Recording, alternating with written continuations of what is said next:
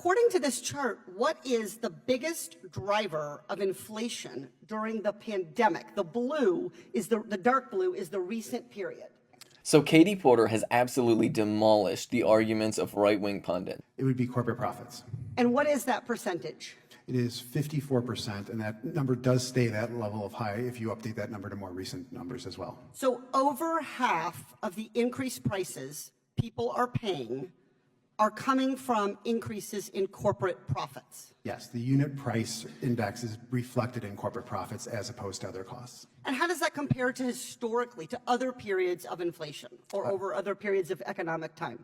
As reflected there and in other analysis, it is significantly higher in this recovery, 11.5%. And what is it today? 53%.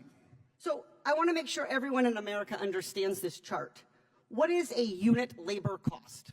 The cost, wages and associated Right. work costs. So we could just wages. What is a non-labor input cost? A variety of things, including maintenance and investments. Okay, so I have to buy the stuff to make the widget. I have to have a factory. I have to keep the lights on. I have to hire someone to make the widget. That's this stuff. And this is what I add on on top. So in this clip, Katie Porter makes the excellent point that is the very simple fact that all of the inflation we're seeing right now is actually, for the most part, just price gouging. It turns out that corporate profits have been increasing precipitously even as prices are increasing, and it turns out that they are actually one of the main drivers behind the price increases. It turns out that they're using a combination of coronavirus and the war in Ukraine as an excuse to jack up prices. And the thing about capitalism is they always assume that whenever they increase prices, that everybody will just sort of adjust to those prices. And so they never really bring those prices back down. And so whenever there's some sort of massive public excuse for giant companies to increase the prices on things, that's exactly what they do. And it's even easier for them to do it now than it has been for the past 40 or 50 years, because the US has been undergoing this very long-term process of monopolization and consolidation of the economy. Not only are giant companies merging at a ridiculous rate,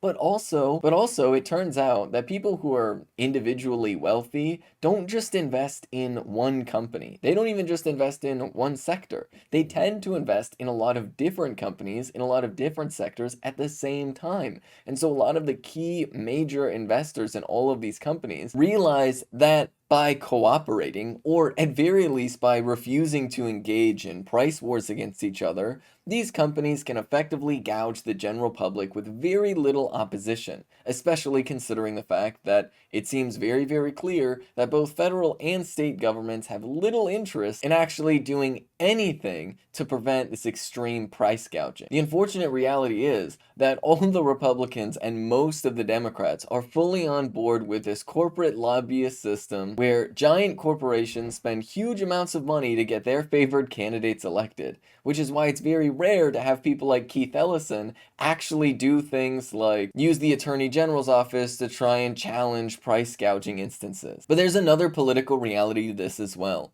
And that is the fact that giant corporations know that they will fundamentally make more money under more extreme right-wing administrations. In fact, this is one of the leading pushes towards fascism, as it was in Italy and Germany, is actually business interests who want to fully and completely demolish the power of labor union and working class power. And unfortunately, it seems like that is what we are doing here. And so I would say that this price gouging serves more than just an economic purpose for these millionaires and billionaires.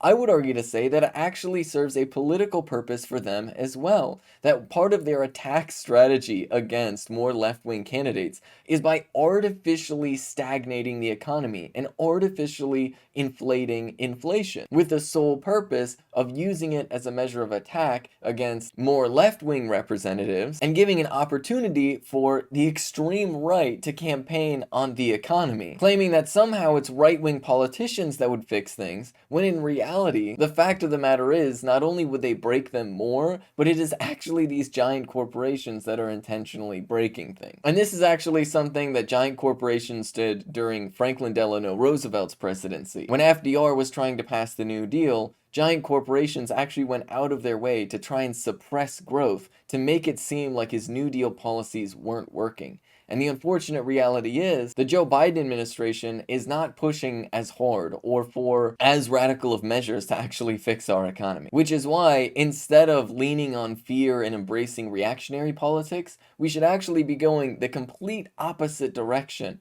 and supporting more radical leftist positions where we're actually more willing to take democratic control over the economy so that it actually serves the interests of working class people, which fundamentally means increasing corporate tax rates, and substantially so, while at the same time relieving some of the tax burden that is put on working class people. Because the reality is, in the United States, it used to be that almost all of the taxes were paid by corporations, and very little of it was paid individually through individual income tax. But corporations have been hard at work since the Reagan administration to shift all the burden away from corporations and onto individuals. So in order to really get out of this mess, we need to directly challenge corporate power. We need to put very high taxes on the extremely wealthy and giant corporations. And we also need to give working class people a break. And not only tax breaks for working class people, but also things like debt relief and economic subsidies and support so that people can afford